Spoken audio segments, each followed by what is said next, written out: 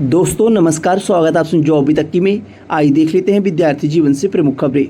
उत्तर प्रदेश में ECCE educator pre primary शिक्षक भर्ती विज्ञापन 10,684 पदों पे 10,684 पदों के भर्ती विज्ञापन में 2 जनपदों के आवेदन की प्रक्रिया पूरी होने के बाद भर्ती को रद्द कर दिया गया।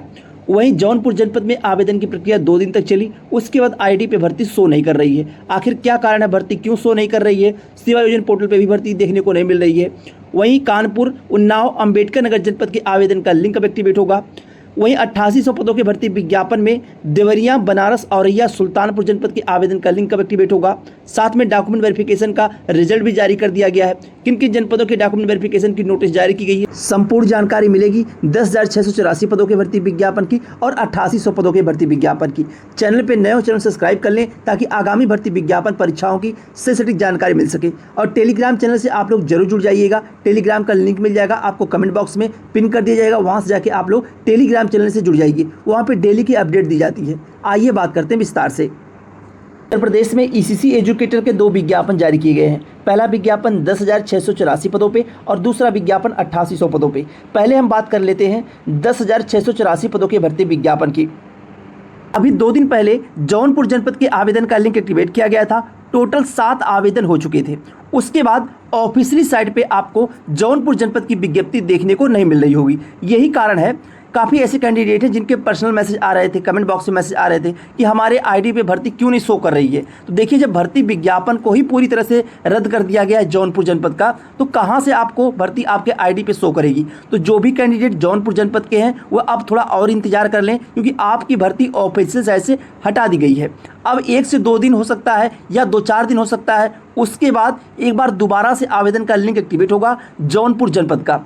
जो कैंडिडेट आवेदन कर चुके हैं उनको दोबारा से आवेदन करना होगा। जो कैंडिडेट आवेदन ना किए हो उनको आवेदन करने का मौका मिलेगा। यानी कि पहले आवेदन की अंतिम तिथि थी 24 सितंबर 2025 जौनपुर जनपद की, लेकिन भर्ती को अब रद्द कर दिया गया, ऑफिशियल साइट से हटा दिया गया है। यही कारण है कि भर्ती आपके आईडी पे शो नहीं कर रही है। तो आप लोग परेशान ना होइए।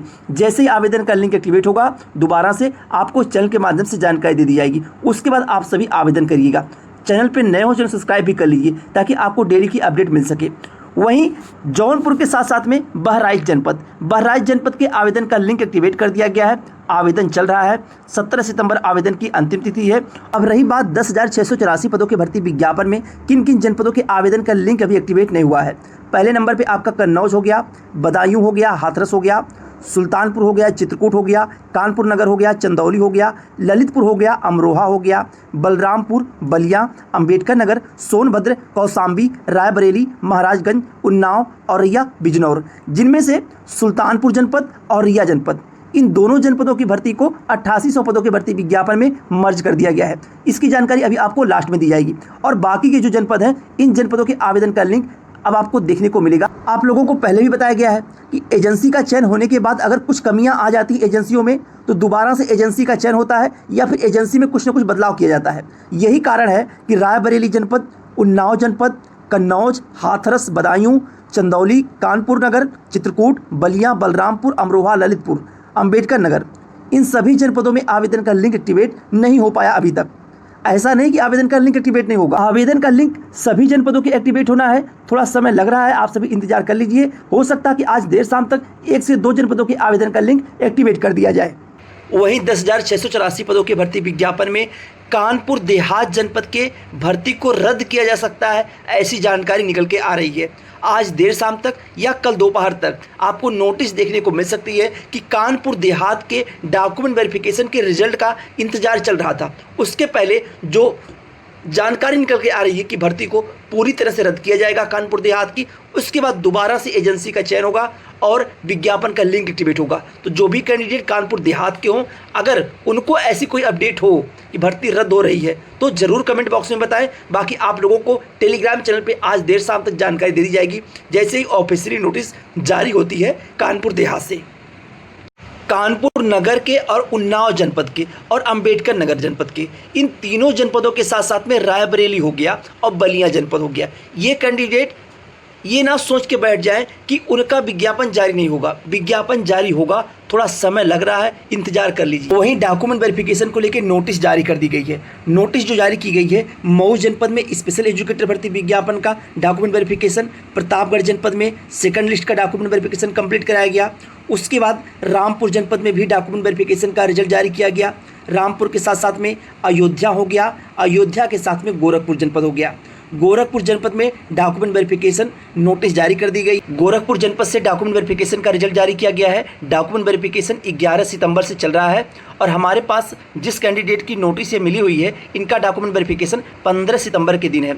और जो पता है कहाँ पे आपका डॉक्यूमेंट वेरिफिकेशन कराया जा रहा है गोरखपुर जनपद में, वह एड्रेस आपका है district basic education officer, park road, Sitapur eye hospital near city mall Gorakhpur में। यह आपका डॉक्यूमेंट वेरिफिकेशन 11 सितंबर से लेकर 15 सितंबर तक कराया जा रहा है। तो जो भी कैंडिडेट गोरखपुर जनपद में आवेदन किए हैं वह अपना मेल बॉक्स चेक कर ले या किसी अननोन नंबर से कॉल आई हो। फर्रुखाबाद जनपद से भी डॉक्यूमेंट वेरिफिकेशन का रिजल्ट जारी कर दिया गया है। जो कैंडिडेट शॉर्टलिस्ट किए गए डॉक्यूमेंट वेरिफिकेशन के लिए, उनके पास मेल या अननोन नंबर से कॉल आना शुरू हो चुकी है। यानी कल से फर्रुखाबाद जनपद में डॉक्यूमेंट वेरिफिकेशन के लिए कॉल, मेल के माध्यम से या फिर टेक्स्ट मैसेज के माध्यम से जानकारी मिल रही है कि आपका डॉक्यूमेंट वेरिफिकेशन कब से है। यानी 15 सितंबर से फर्रुखाबाद जनपद के भी डॉक्यूमेंट वेरिफिकेशन की नोटिस जारी कर दी गई है। 15 सितंबर से डॉक्यूमेंट वेरिफिकेशन फर्रुखाबाद जनपद का शुरू होने जा रहा है। फर्रुखाबाद जनपद के जो भी कैंडिडेट हो, अपना एक बार ईमेल बॉक्स चेक कर लें, उनके पास मैसेज आया होगा या फिर किसी अननोन नंबर से आज देर शाम तक या कल तक उनके पास कॉल आ सकती है डॉक्यूमेंट वेरिफिकेशन के लिए। अब हम बात कर लेते हैं ईसीसी एजुकेटर के नए भर्ती विज्ञापन की, जो 8800 पदों पर विज्ञप्ति जारी हुई है। पहले आप लोग समझने का प्रयास करिएगा कि ईसीसी एजुकेटर भर्ती विज्ञापन 8800 पदों पे एक नई भर्ती विज्ञापन की विज्ञप्ति जारी की गई है। इस विज्ञापन में उत्तर प्रदेश के 75 जनपद से विज्ञप्ति जारी होगी, जनपद वाइज। जरूरी नहीं है कि एक ही दिन में 2-3 जनपदों के आवेदन का लिंक एक्टिवेट हो, और ऐसा भी नहीं कि एक साथ में उत्तर प्रदेश के 75 जनपद के आवेदन का लिंक एक्टिवेट हो। यानी होता क्या है कि जनपद वाइज विज्ञप्ति जारी होती है, फिर जनपद वाइज आवेदन होता है। अभी जो विज्ञप्ति जारी हुई है 8800 पदों की भर्ती विज्ञापन की, वह विज्ञप्ति आपकी है कासगंज जनपद की। कासगंज जनपद में विज्ञप्ति जारी कर दी गई है। 70 पदों पे आवेदन का लिंक एक्टिवेट हो चुका है। जो भी कैंडिडेट कासगंज जनपद से हैं वह आवेदन कर सकते हैं। और बाकी के जो 74 जनपद हैं, यानी 75 जनपद में से एक जनपद की विज्ञप्ति तो जारी हो गई, अब 74 जनपद से विज्ञप्ति आनी है 10,684 पदों के भर्ती विज्ञापन में या 8800 पदों के भर्ती विज्ञापन में। इन दोनों विज्ञापनों में उत्तर प्रदेश के 75 जनपद से विज्ञप्ति जारी होनी है। अभी यहाँ पे अगर देखा जाए तो 60 से 61 जनपदों के आवेदन का लिंक एक्टिवेट हो चुका है, और यहाँ पे अगर देखा जाए 8800 पदों में तो एक जनपद के आवेदन का लिंक अभी एक्टिवेट हुआ है। भर्ती विज्ञापन उत्तर प्रदेश के जनपद वाइज विज्ञप्ति जारी होगी और 75 जनपद से, तो आप लोग थोड़ा इंतजार करिए। अब काफ़ी ऐसे कैंडिडेट हैं जिन्हें यह नहीं आइडिया है कि भर्ती विज्ञापन जनपद वाइज जारी कैसे होता है।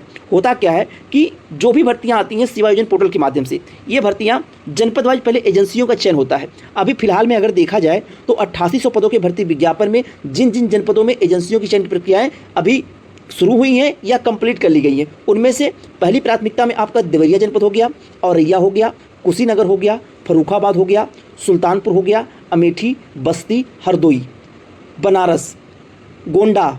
ये ऐसे जनपद हैं जिनके एजेंसियों की चयन की प्रक्रिया शुरू हो चुकी है, यानी कि एजेंसी को लेकर जेम पोर्टल पर विज्ञप्ति जारी कर दी गई है। उसके बाद एजेंसी का चयन होगा। देवरिया जनपद में एजेंसी कंप्लीट कर ली गई, चयन कंप्लीट हो चुका है। देवरिया के साथ साथ में सुल्तानपुर जनपद में और औरैया जनपद में, इन जनपदों की एजेंसी की चयन प्रक्रिया पूरी कर ली गई है। जब चयन की प्रक्रिया पूरी होती है एजेंसियों की जनपद वाइज, उसके बाद जनपद वाइज विज्ञप्ति का लिंक एक्टिवेट होता है। तो 8800 पदों के भर्ती विज्ञापन में जो आवेदन का लिंक एक्टिवेट हुआ देखने को मिलेगा आप सभी को। उसमें अब जो आने वाला विज्ञापन होगा, देवरिया जनपद हो गया, सुल्तानपुर हो गया, सुल्तानपुर के साथ साथ में औरैया जनपद हो गया, औरैया के साथ में आपको देखने को मिलेगा प्रतापगढ़, और प्रतापगढ़ के साथ में बनारस जनपद और गोंडा जनपद। ये ऐसे जनपद हैं जिनके एजेंसी की प्रक्रियाएं पूरी कर ली गई हैं, थोड़ी बहुत कमियां हैं, उसको दूर करने के बाद आवेदन का लिंक एक्टिवेट होगा। यह बात हो रही है 8800 पदों के भर्ती विज्ञापन की। जो कैंडिडेट 10,684 पदों के भर्ती विज्ञापन में आवेदन किए हों या ना किए हों, वह सभी कैंडिडेट 8800 पदों के भर्ती विज्ञापन में आवेदन कर सकते हैं।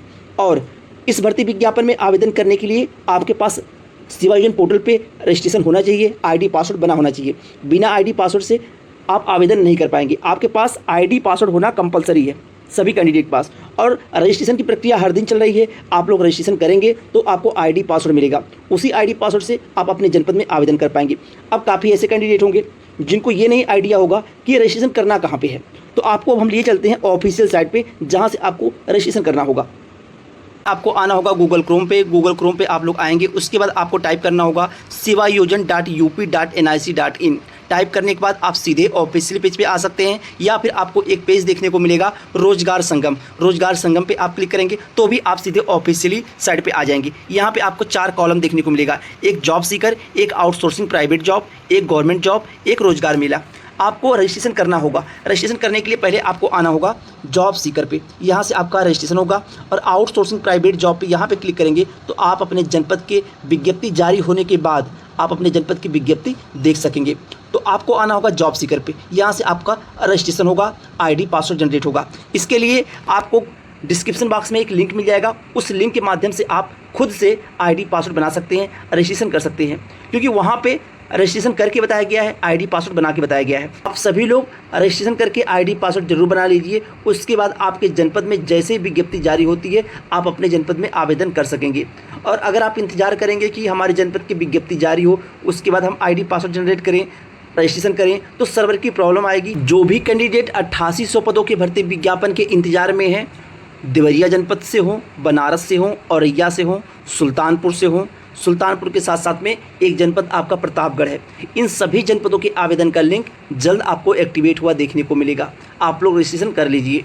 बाकी आप लोगों को अगर कोई डाउट हो इस भर्ती विज्ञापन को लेके तो आप कमेंट्स वगैरह कर सकते हैं, या टेलीग्राम चैनल से जुड़ जाइए, वहाँ पे जो भी समस्याएं आपकी होंगी उसको सॉर्ट आउट किया जाएगा। और चैनल पे नए हो चैनल सब्सक्राइब जरूर कर लीजिए, ताकि आपको डेली की अपडेट से सटीक जानकारी मिल सके, आप गुमराह ना हो सकिए, आप सेवायोजन पोर्टल के माध्यम से अपने जनपद से विज्ञप्ति में आवेदन कर सकिए।